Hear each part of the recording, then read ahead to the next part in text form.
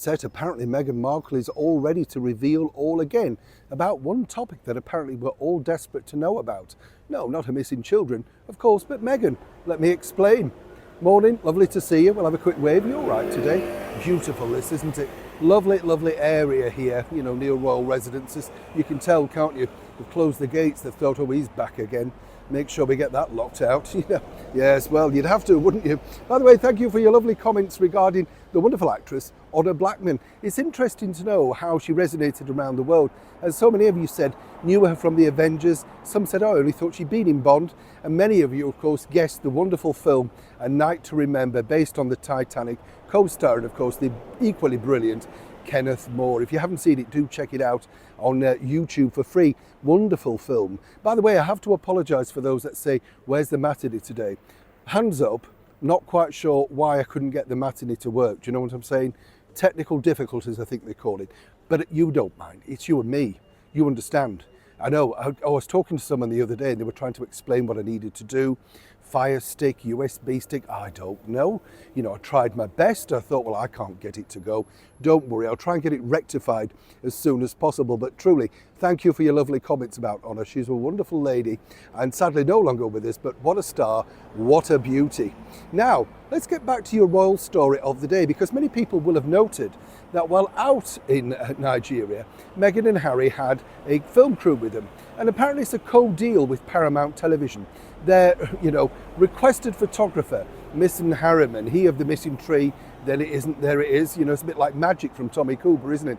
Make your mind up. Did you put the tree on or not? The mail still haven't heard from you, by the way, Mr. And I'm not letting that go.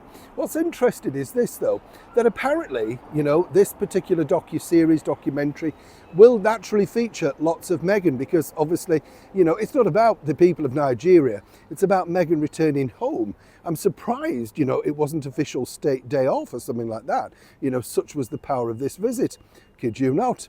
But apparently she's going to be addressing in this documentary all about the reason why she decided not to come back over to the UK, which is not officially true. She did fly into the UK, but set foot inside the Windsor suite at Heathrow, the deluxe waiting area with crystal champagne and all the extras. Yes, no schlepping around in the Invictus Games for Meghan.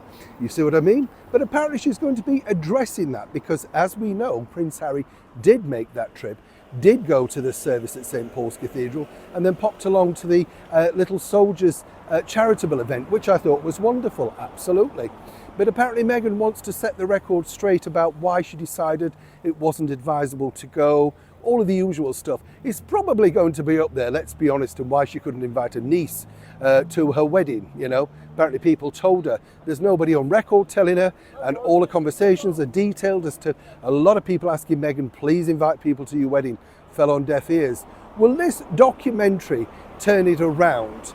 And as ever, if it's not salacious enough, and let's be brutally honest, that's what now sells Harry and Meghan. Nobody's really interested in their trip or their, sort of charitable endeavours. And I don't mean that unkindly, but we saw that with the Heart of Invictus. It didn't sell.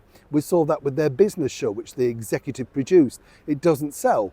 As the boss, Ted, of Netflix pointed out, what sells is salacious gossip, featuring Harry and Meghan.